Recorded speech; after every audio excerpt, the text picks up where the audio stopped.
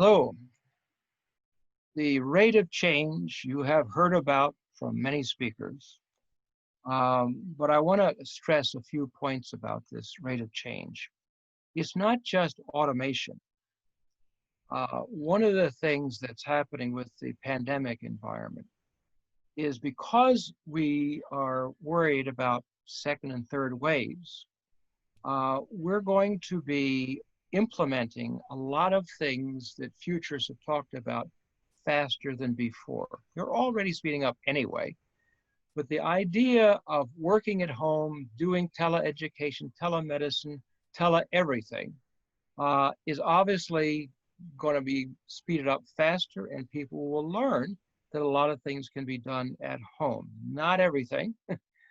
You'll still have to have some things done in the factory, and you'll still have to have people done in the offices. But telepresence is something that will be noticed more. We're already experimenting with the idea of somebody being at home, being in a virtual reality, and moving hands, which then moves the robot's hands.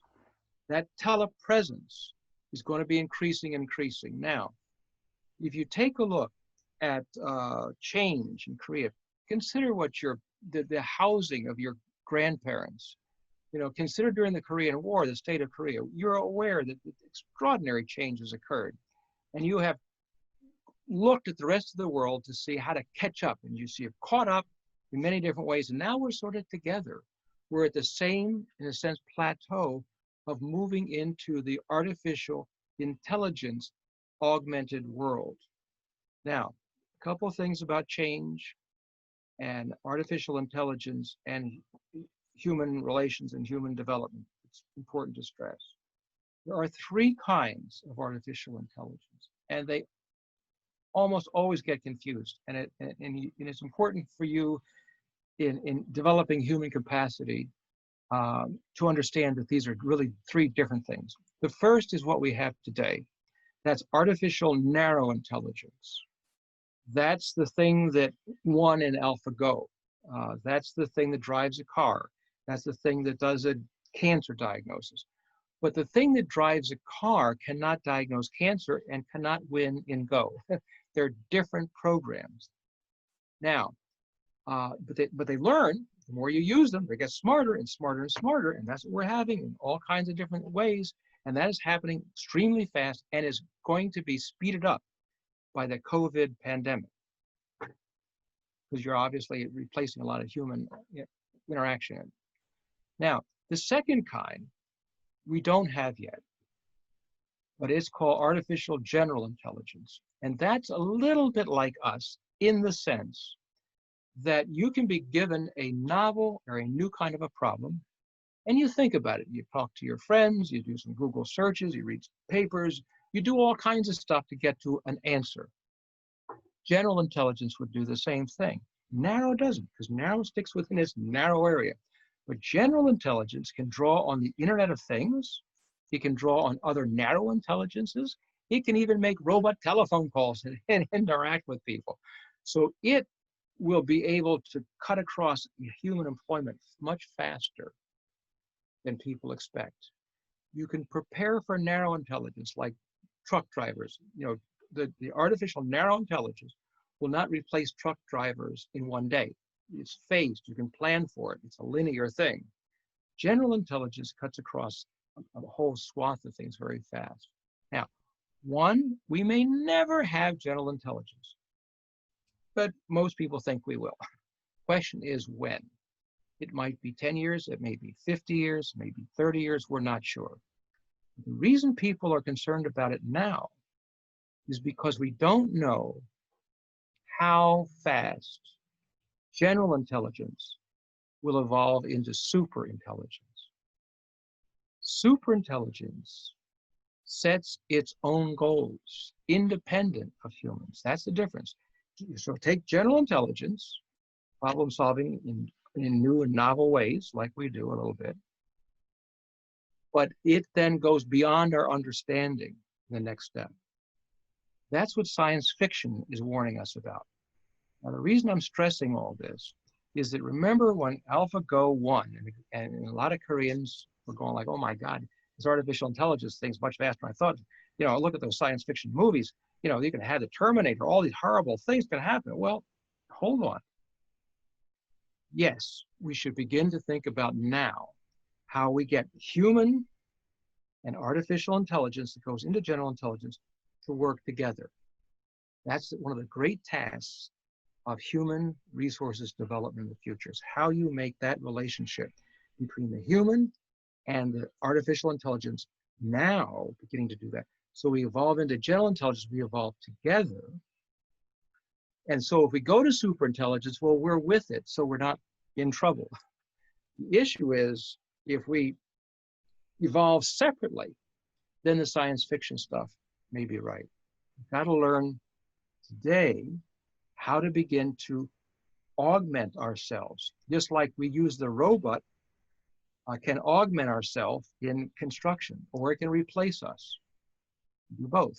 Same thing with artificial general intelligence. It'll replace us in many areas, but we've got to learn how to work with it. Now, rate of change is accelerating, and it's not just artificial intelligence doing it. It'll also be synthetic biology.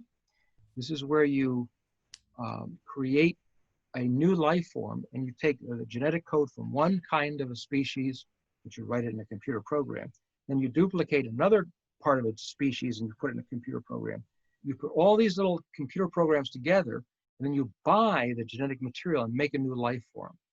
Synthetic biology could become as big a deal in the future as the steam engine was the Industrial Revolution. Think of how many things biology can do that you can't do. You might learn how to do these things. So you got the synthetic biology and the artificial intelligence working together. And we as human beings have got to evolve together with this.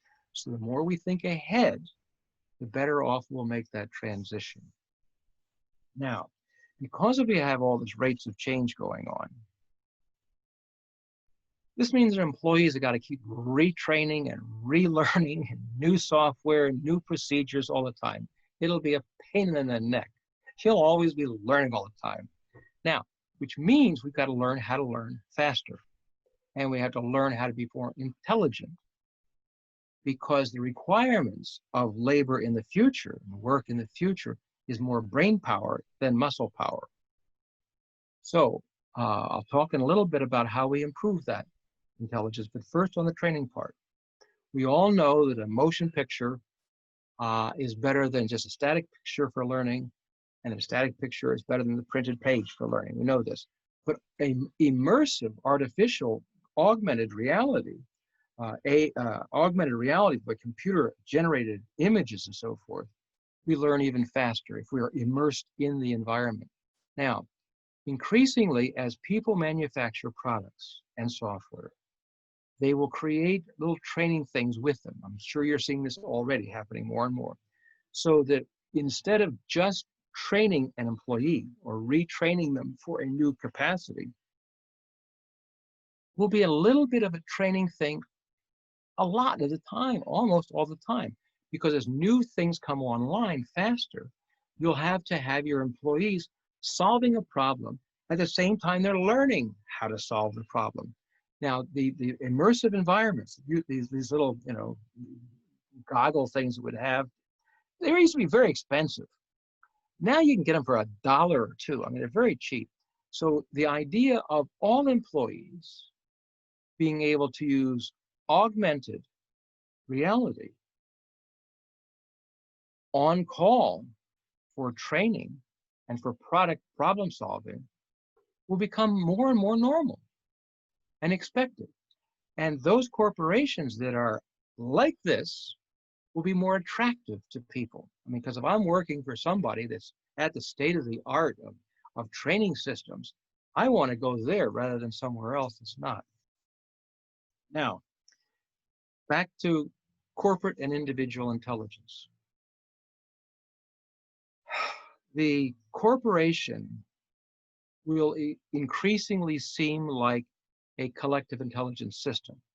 We're evolving this way already. I mean, yes, you have people, you have products, you have services, but what's tying this all together isn't just the idea of the fourth industrial revolution. Because the fourth industrial revolution is saying, how do I take my market research all the way through product development, manufacturing, training, sales, evaluation, all of those steps of the business process.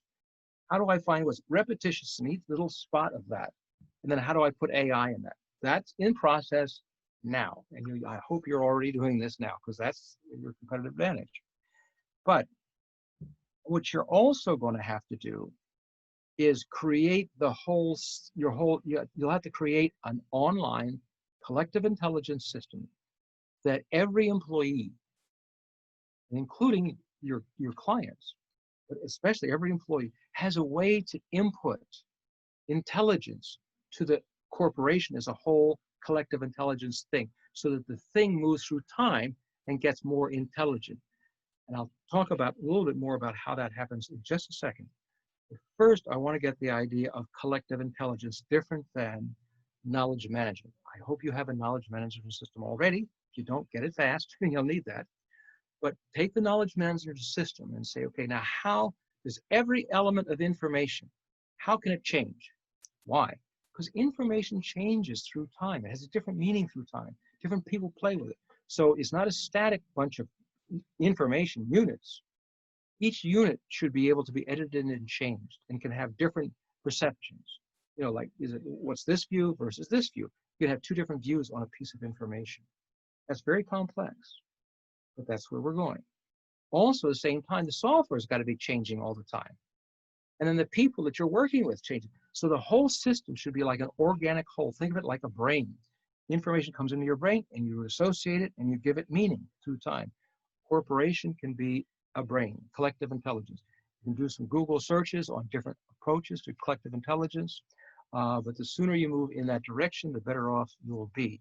And that's also part of your training system, because just as the brain teaches me how to move, your collective intelligence will teach your human resources how to train and retrain and keep your employees up to date.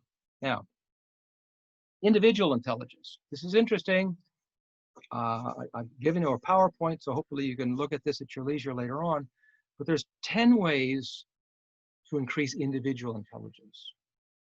Each one is no big thing, but taken together, it's a big thing.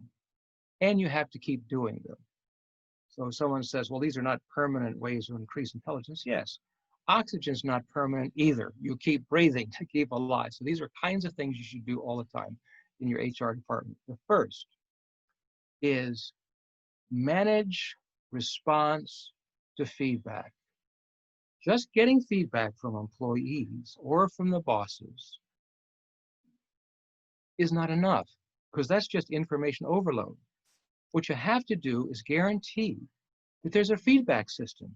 You and human resources have got to connect the management and the employee on feedback both ways. It's responding to feedback that makes you more intelligent, not just getting feedback.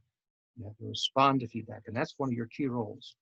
Second, consistency of a caring, loving, concerned, caring environment, because the brain learns when it feels safe. If your brain feels threatened, it pulls in and it can actually shrink.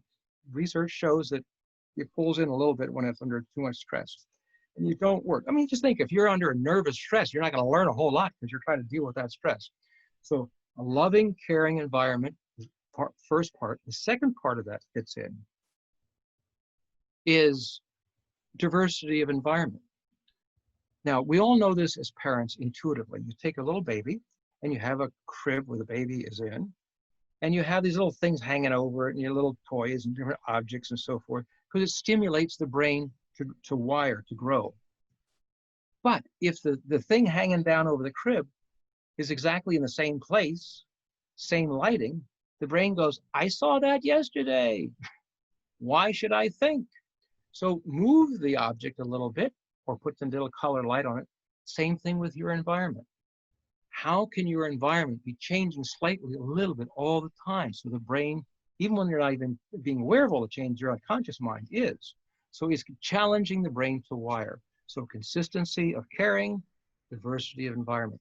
Number 3, nutrition. This one you're doing great on already.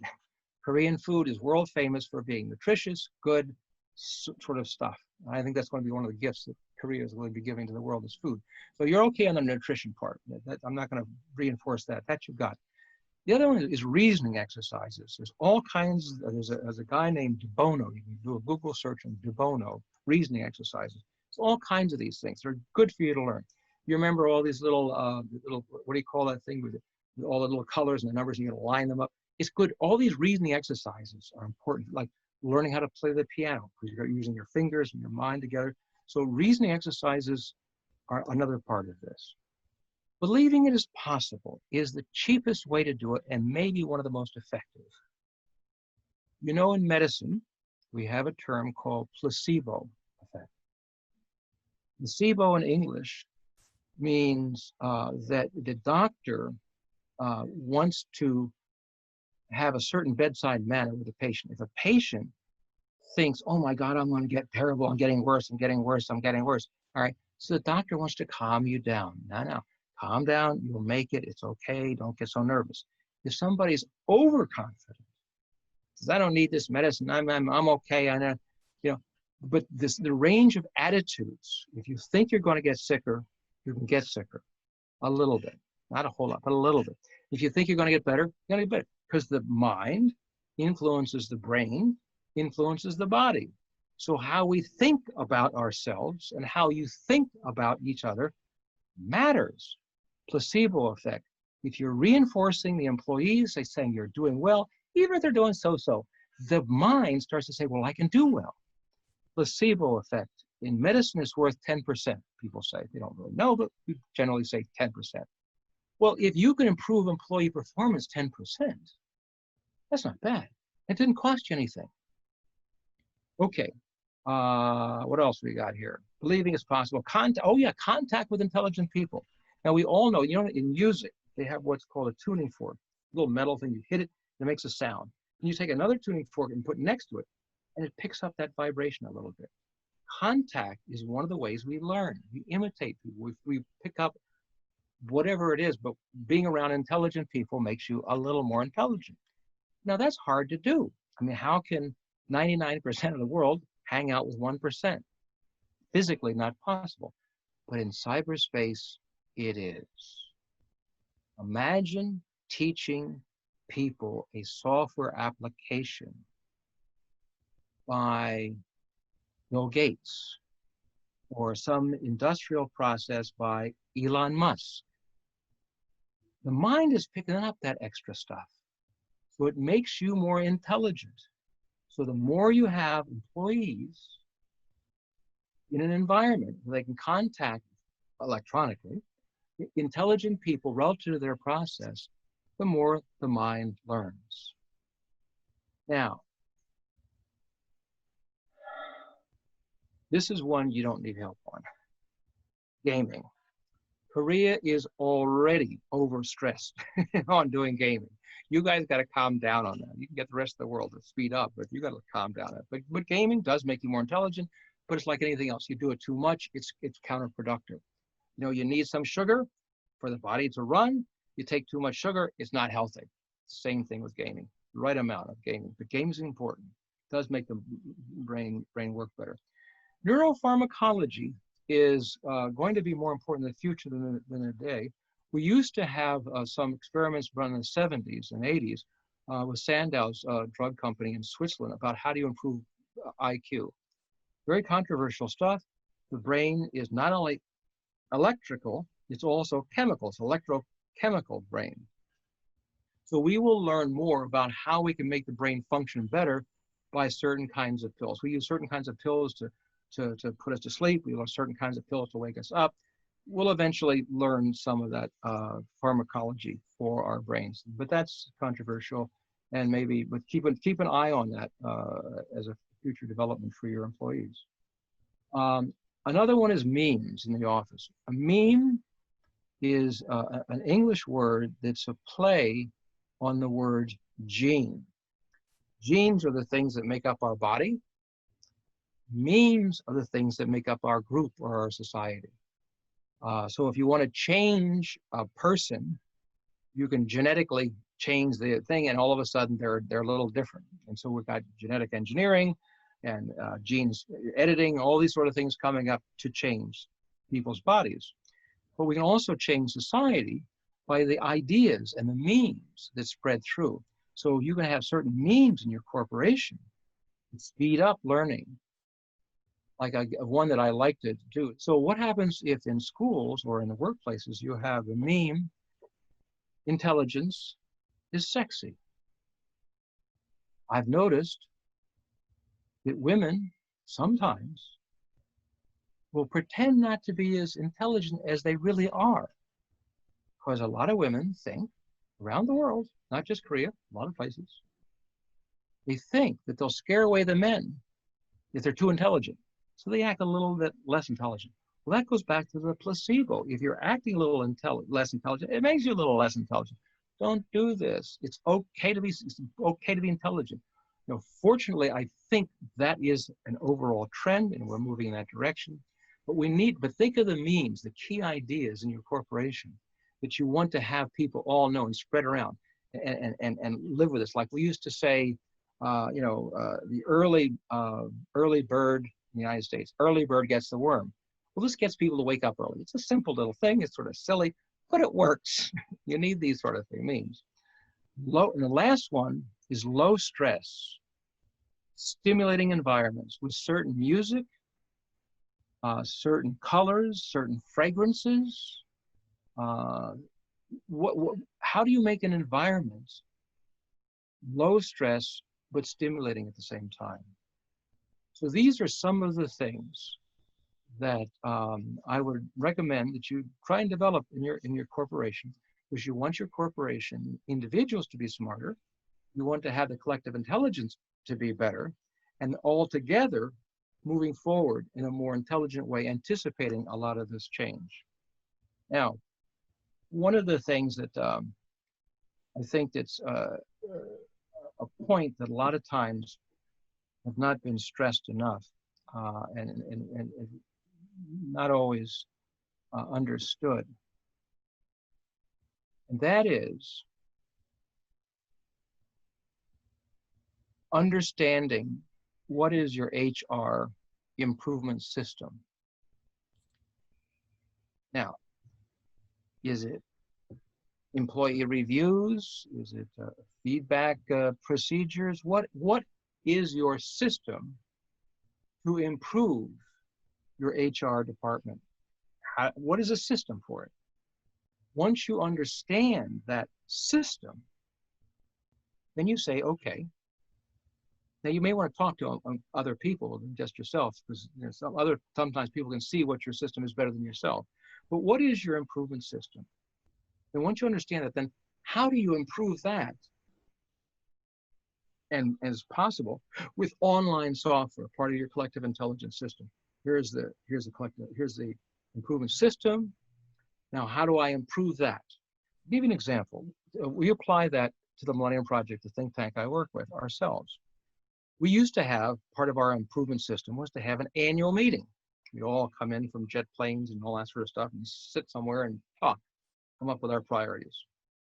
Okay, so how do you improve that part of the improvement system? Okay, well, we do it online software. We have a survey that goes around called a Delphi survey. So we prioritize our stuff, explaining why we want this and why we don't want this, so we come to agreements online before we even meet for the planning committee meeting. So a lot of time has been saved by identifying the improvement system and improving that. So then we say, okay, now how do we improve that again? Well, then we would say, okay, what are the priorities? How do we rate them? And who's going to lead in these different things and have different opinions on it? So that each year or two, we sort of ratchet it up one more improvement to improvement to improvement. Now, you know that you use hardware in computers to make better hardware. We use software to make better software. I suggest to you to consider identifying your improvement system and then use that system to improve the improvement system. Just the phrase alone, improve the improvement system, can accelerate improvement in the same way that we accelerated software by using software to improve software. I thank you very much. I hope you have a lovely conference, and I hope to see you healthy someday again in South Korea. 감사합니다.